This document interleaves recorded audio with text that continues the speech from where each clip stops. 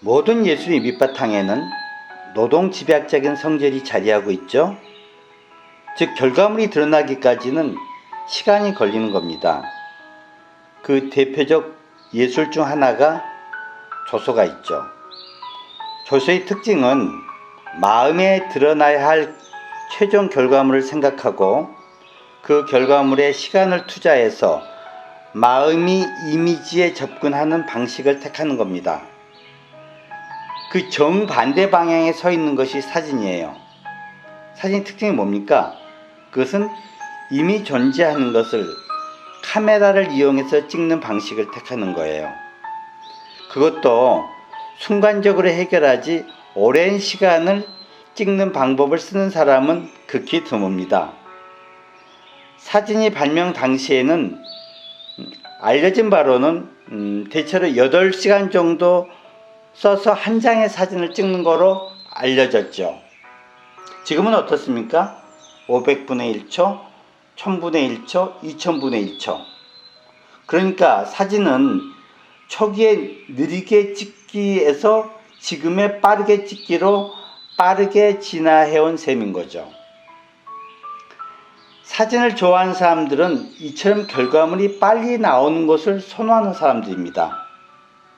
시간을 들여서 진득하게 결과물을 기다릴 수 없는 사람들에게 사진이 딱 안성맞춤인 까닭이죠.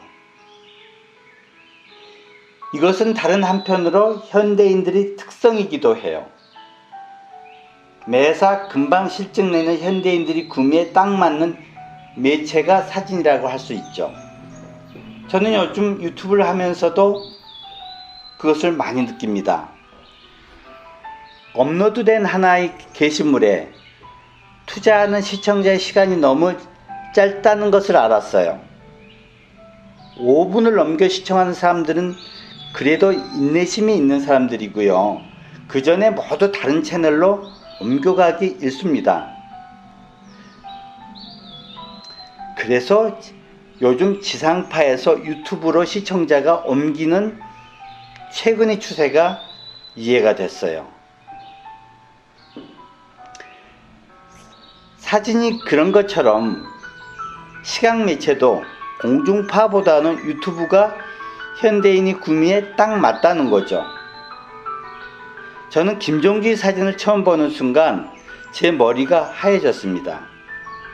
조소를 사진을 찍어서 최종 결과물로 내놓았기 때문인데 사진 입장에서 보면 그게 완전 역주행이기 때문이죠.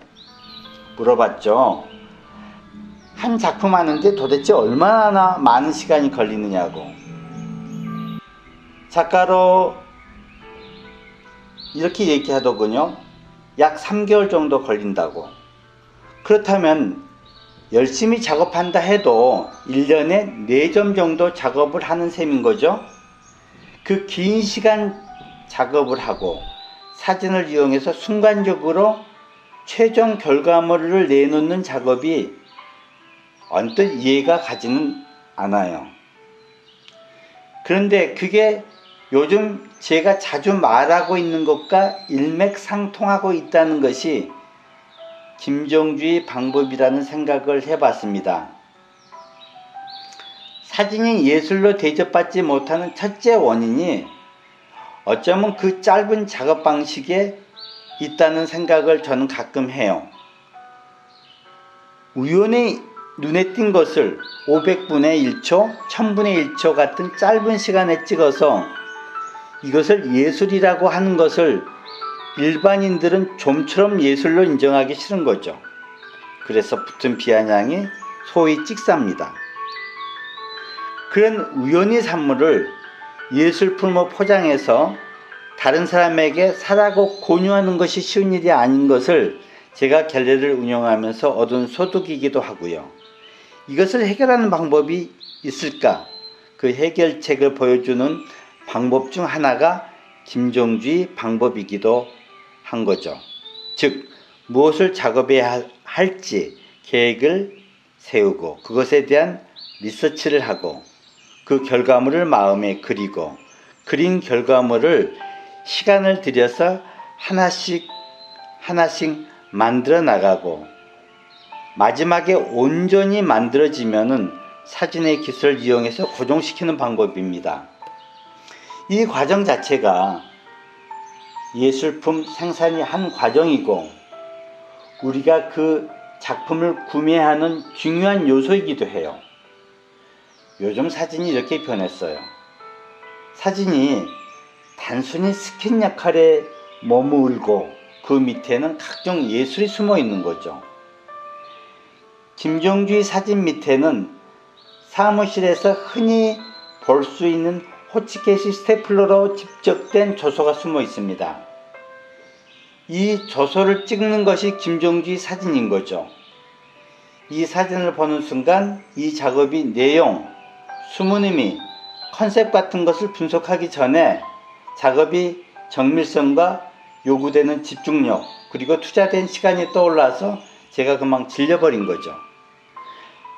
정말 오랜 시간을 요하는 특징을 가진 조소가 가장 짧은 시간에 결론을 내는 사진과 결합하여 전혀 다른 모습을 보여주고 있는 셈입니다.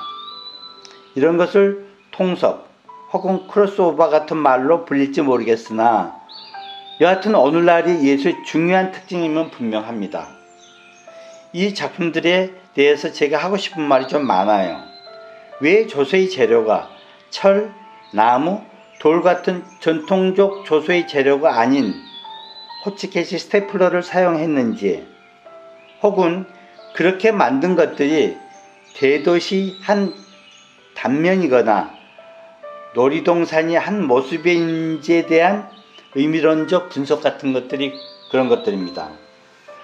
그러나 이 또한 유튜브의 특성상 모두 분석하고 언급할 수 없는 것이 아쉽기는 해요.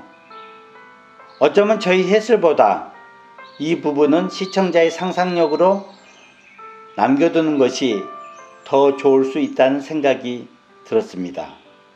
그게 예술 감상법이기도 하고, 자, 작품이 내밀한 의미를 한번 곰곰이 퍼즐을 맞추는 기분으로 찾아가 보시기 바랍니다. 감사합니다. 사진직설 최건수였습니다.